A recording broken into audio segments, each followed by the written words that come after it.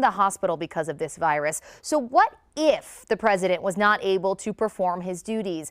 We look to constitutional experts for these answers.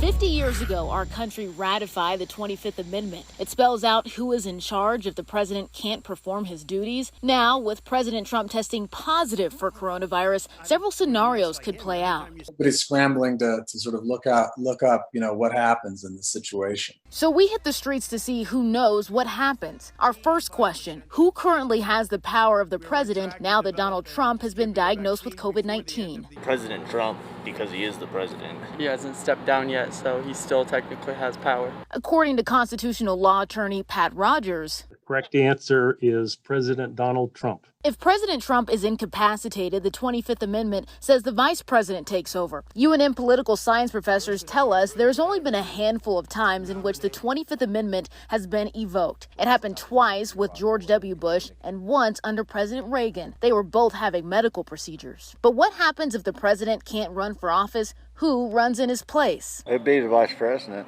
My first thought is that Pence would be able to run, but I'm genuinely not sure. The correct answer? The parties select the candidate. If President Trump wins the election but can't take office, who gets sworn in? I guess we'll just go to Pence. The vice president, of course. And if Biden loses, he's not going to be able to take over. That's not how it works. The correct answer? If that person dies, the vice president becomes president. The Constitution lays out a line of succession in times of presidential crisis.